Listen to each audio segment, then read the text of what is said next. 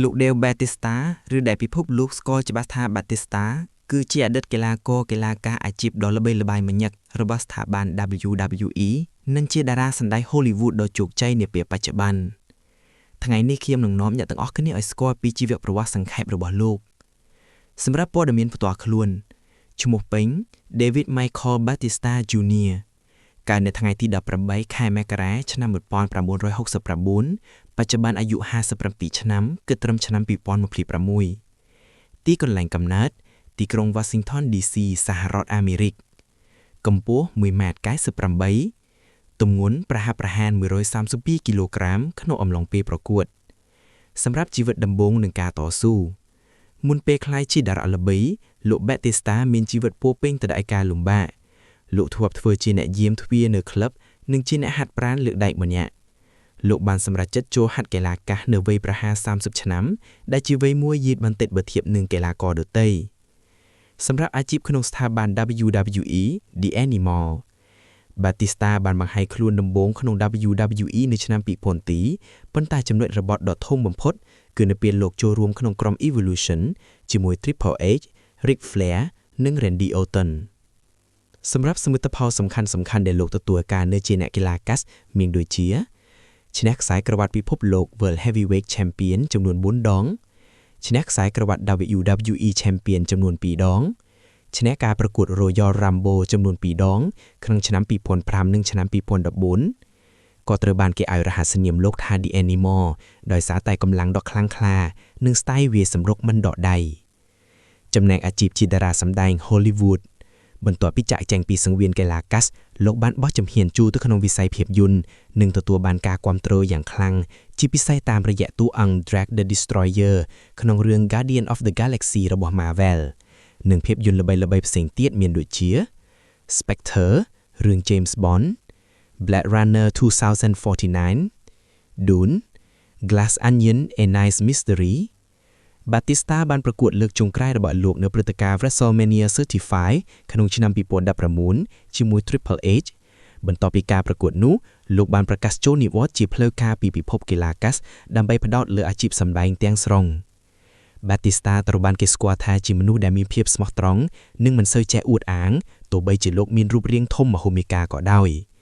លោកក៏មានឈាមជ័រជាជនជាតិហ្វីលីពីនខាងឪពុកនិងក្រិកខាងម្ដាយផងដែរនេះគឺជាព័ត៌មានលម្អិតបន្ថែមអំពីបញ្ជីខ្សែភាពយន្តល្បីៗនិងក្បាច់ប្រយុទ្ធសំខាន់ដែលធ្វើឲ្យ Batista ក្លាយទៅជាកំពូលតារាកីឡាករក្នុងប្រវត្តិសាស្ត្រ WWE សម្រាប់ក្បាច់ប្រយុទ្ធសំខាន់លើសង្វៀន Batista ត្រូវបានគេស្គាល់ថាជាកីឡាករដែលមានកម្លាំងខ្លាំងក្លាក្បាច់របស់លោកផ្ដោតទៅលើការលើកបោកនិងការប្រើកម្លាំងសង្កត់ Batista Bomb ឬ Sit Out Power Bomb នេះគឺជាក្បាច់ទទួលបញ្ចប់ឬ finisher ដ៏ល្បីល្បាញរបស់គាត់បំផុតលោកលើកគូប្រកួតដាក់លើស្មារួចបោកចុះម្ដីយ៉ាងខាងខណៈពេលដែលគាត់អង្គុយចុះមកជាមួយ Spear ការរត់ទៅបុកពោះគូប្រកួតយ៉ាងពេញទំហឹងដែលជាក្បាច់បំផ្លាញជំហរគូប្រកួតបានយ៉ាងល្អ Spine Buster គាត់ចាប់លើកចង្អេះគូប្រកួតរួចបោកផ្ងាក្រោយទៅលើកម្រាលសង្វៀនវាជាក្បាច់ដែលគាត់ធ្វើបានស្អាតនិងមើលឥទ្ធិពលបំផុតម្នាក់ក្នុង WWE Batista Bike ជាក្បាច់ Clay ឬ Submission ដែលគាត់ធ្លាប់ប្រើមួយរយៈដើម្បីបង្ខំឲ្យគូប្រកួតចុះចាញ់រីឯបញ្ជីខ្សែភាពយន្តល្បីៗដែល Dale Batista ត្រូវបានគេស្គាល់ថាជាអតីតកីឡាករកីឡាកាសម្នាក់ក្នុងចំណោមតិចតួចដូចជា The Rock និង John Cena ដែលអាចវិវត្តខ្លួនទៅជាតារាសម្ដែងលំដាប់ជួរមុខបានខុសពីកីឡាករកីឡាកាសដទៃដែលចូលចិត្តធ្វើតួជាវីរបុរសបាញ់បោះ Batista ព្យាយាមជ្រើសរើសតួអង្គដែលមានការសម្ដែងស៊ីជម្រៅនិងចិត្តសាស្ត្រគាត់បានសម្រក់ទម្ងន់និងលុបស្នាមសាក់ខ្លះទៀតដោយប្រើការ make up ដើម្បីឲ្យស័ក្តិសមតាមតួអង្គក្នុងរឿងភាគឬរឿងបែបស៊ើបអង្កេតគាត់ធ្លាប់មានប្រសាសន៍ថាគាត់មិនចង់ធ្វើជា The Rock ទី2ទេប៉ុន្តែគាត់ចង់ក្លាយទៅជាតារាសម្ដែងដ៏ពូកែម្នាក់មុនពេលល្បីខ្លាំងក្នុងរឿង Guardian of the Galaxy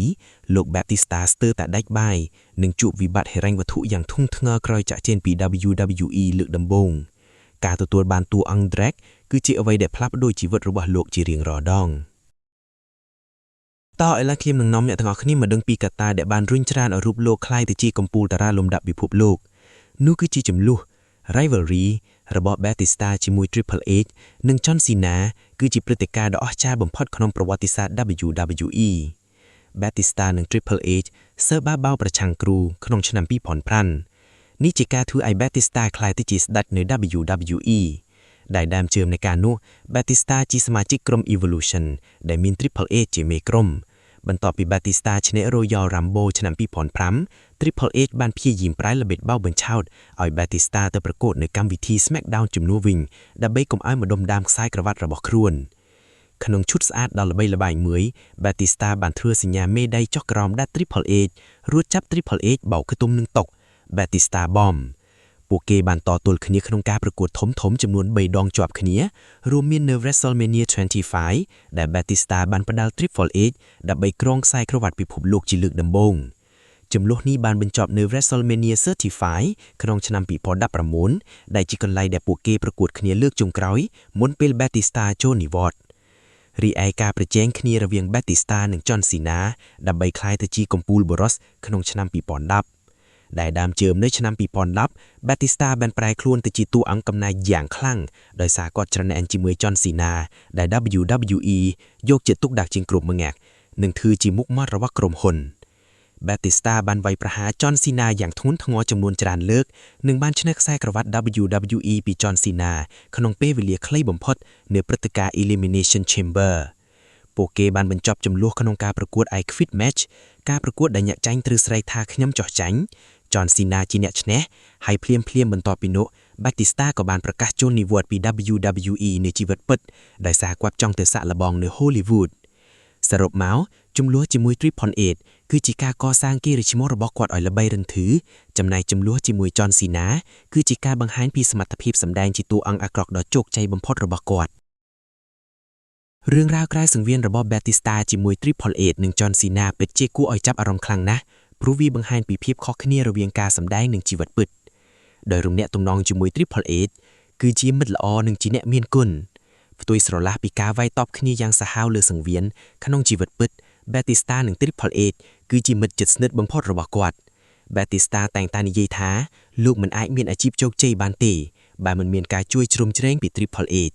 Triple H គឺជាអ្នកមើលឃើញសមត្ថភាពរបស់លោកនិងបានទាញលោកចូលក្រុម Evolution នៅពេល Batista ចង់និវត្តន៍លោកបានស្នើសុំ WWE ថាលោកចង់ប្រកួតលើកចុងក្រោយជាមួយ Triple H តែម្នាក់ឯងព្រោះលោកចង់បញ្ចប់អាជីពជាមួយមនុស្សដែលបានផ្ដល់កំណើតឲ្យតួអង្គ Batista ក្នុងជីវិតពិតពួកគេរាប់អានគ្នាដូចបងប្អូននិងតែងតែគាំទ្រគ្នាទៅវិញទៅមកក្នុងរឿងផ្ទាល់ខ្លួន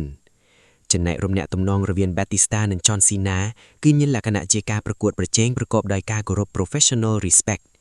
ពួកគេមិនមែនជាមិត្តជិតស្និទ្ធដែលដើរលេងជាមួយគ្នាដូច Triple H ទេប៉ុន្តែពួកគេមានការគោរពគ្នាខ្ពស់ក្នុងនាមជាអ្នកអាជីពកាលពីមុន Batista បានផ្ដល់បទសម្ភាសន៍មួយដែលនិយាយថាលោកមិនចង់សម្ដែងរឿងអកម្មភាពសាមញ្ញដូចដែល John Cena ឬ The Rock ធ្វើនោះព្រោះលោកចង់ផ្ដោតលើសិល្បៈសម្ដែងស៊ីជម្រៅអ្វីត្បិតតែយ៉ាងណាក្រោយមកលោកបានបញ្ជាក់ថានោះមិនមែនជាការស្អប់ខ្ពៀមបុគ្គលទេប៉ុន្តែជាការចង់បង្ហាញពីផ្លូវដើរខុសគ្នាក្នុងអាជីពតារាសម្ដែងបច្ចុប្បន្នពួកគេតែងតែសរសើរគ្នាទៅវិញទៅមកនៅពេលឃើញម្នាក់ទទួលបានជោគជ័យក្នុងខ្សែភាពយន្តធំប្រសិនបើអ្នកចង់ទស្សនាការប្រកួតដ៏ឡំបំផុតរបស់ The Animal អ្នកមិនគួររំលងការប្រកួតទាំងនេះឡើយBatista ផ្ដល់ទល់ជាមួយ Triple H ក្នុងការប្រកួត Vengeance 2005 ការប្រកួតក្នុងទ្រង់ដែក Hell in a Cell វាត្រូវបានគេចាត់ទុកថាជាការប្រកួតដ៏សាហាវនិងល្អបំផុតមួយក្នុងប្រវត្តិសាស្ត្រ WWE Batista ផ្ដល់ទល់ជាមួយ The Undertaker នៅ WrestleMania 27 ជាការប្រកួតដ៏អស្ចារ្យដែលបង្ហាញថា Batista អាចតទល់ជាមួយស្ដេចសង្វៀនដូចជា Undertaker បានយ៉ាងជក់ចិត្ត Batista ផ្ដល់ទល់ជាមួយ John Cena នៅ WrestleMania 26 ការប្រកួតដណ្ដើមខ្សែក្រវ៉ាត់ WWE ដែលបង្ហាញពីកម្លាំងសរសើររវាងកំពូលតារាទាំងពីរ Batista ផ្ដល់ទល់ជាមួយ Randy Orton ផ្ដល់ទល់ជាមួយ Daniel Bryan នៅ WrestleMania 30 ការប្រកួត3នាក់ Triple Threat ដែលមានភាពរំភើបបំផុតតាំងពីដើមដល់ចប់